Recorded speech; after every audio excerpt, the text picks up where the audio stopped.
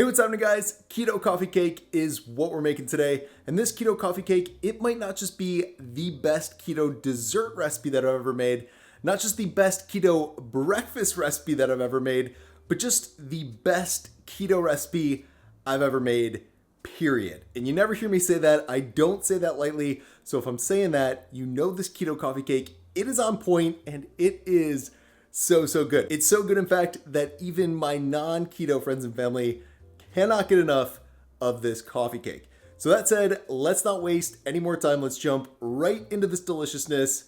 Make some low carb keto coffee cake. All right, first things first, we're gonna preheat our oven to 350 degrees. Then we're gonna make the crumble topping for our keto coffee cake.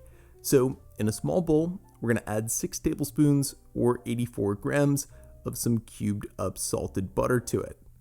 Then once we've got that added in there, we're gonna melt that down in our microwave and set it aside. Now, after we've got that prepped, we're gonna get out a very large bowl and we're gonna add 1 cup or 112 grams of some blanched almond flour to it. Then after we've added that, we're gonna sweeten up our crumble without adding any carbs or calories by using this keto-friendly brown sugar alternative by Swerve. And for today's low carb coffee cake recipe, we're gonna add 1 cup or 150 grams of it to our bowl. Then once that's in there, we're gonna add a tablespoon or 6 grams of cinnamon, along with a pinch of nutmeg and the melted butter that we prepped from earlier. And that's everything we'll be using to make the crumble. So now we're gonna use a spatula to mix all those ingredients together until a crumbly consistency forms. And then when it does, we're gonna set that bowl aside and start working on the cake part of the dish. And as you're seeing here, we're gonna get out an even larger bowl for this part of the recipe. And to that bowl, we're gonna add a heaping 2.5 cups or 280 grams of blanched almond flour, as well as 1 cup or 150 grams of confectioner's Swerve. Of course, if you don't have Swerve, Lecanto's monk fruit will work just as well. Or if you have an allulose blend that's as sweet as sugar, that will work too. Anyway, once you've got your keto-friendly sweetener added to the bowl, you want to add 1.5 teaspoons or 5 grams of baking powder in there, and then you can get out a whisk and whiskify all of those ingredients together until they combine. So after they do, we're going to get our liquid ingredients together for the cake. And as you're seeing here, the first thing we're going to do is cube up 4 tablespoons or 56 grams of some salted butter. Then want to melt that down in the microwave and set it aside. Then after we've done that, we're going to get out a medium-sized bowl and add 4 large eggs to it. And of course, I cracked my eggs so fast that I ended up getting some shell in my bowl.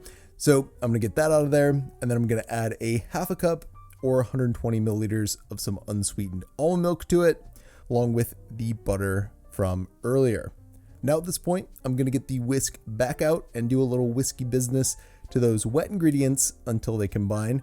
Then when they do, I'm gonna pour those wet ingredients into the dry ones and give those a good mix until a thick batter forms. Anyway, at this point, we're gonna add a little bit of water to an 11x7 cake tray, just so that the parchment paper that we're about to add to it stays in place when we do. Then we're gonna cut off the excess paper sticking out from the tray, and then we're gonna coat the paper with baking spray. So now that our tray is all prepped and ready to go, we're gonna add about 2/3 of our keto coffee cake batter to the tray, spread it out evenly in there, and then add about half of the keto coffee cake crumble to the top of the batter. Then once we've got that in there, we're gonna add the rest of our coffee cake batter to the tray, spread that out evenly, and then add the rest of our cinnamon crumble topping to the top of the cake. Now, once you've got all the crumble added to our coffee cake, we're gonna bake the cake for about 20 minutes. Then we're gonna cover it with some tin foil so the crumble doesn't burn, and then we're gonna bake it for another 20-ish minutes. And you'll know the cake is done once you can insert a toothpick in the center of it and it comes out clean. Then when that happens, you'll want to let the cake cool down to room temperature in the tray. And once the cake reaches room temp, I like to make a quick glaze for the top of it. So as you're seeing here, I'm going to add 2/3 of a cup or 100 grams of confectioner's Swerve to a bowl, along with 2 tablespoons or 30 grams of some almond milk to start.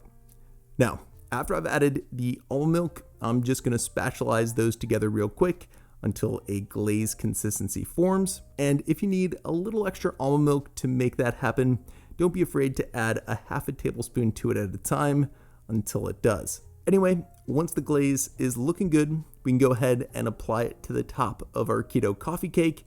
Then we can slice our cake into 15 pieces and serve it. And that, my friends, is how to make some crazy delicious low carb keto coffee cake. As always, for more info on today's recipe, check out the video description below. There's a link down there with the full written out recipe. I hope you guys enjoy the cake, and I'll see you in the next one.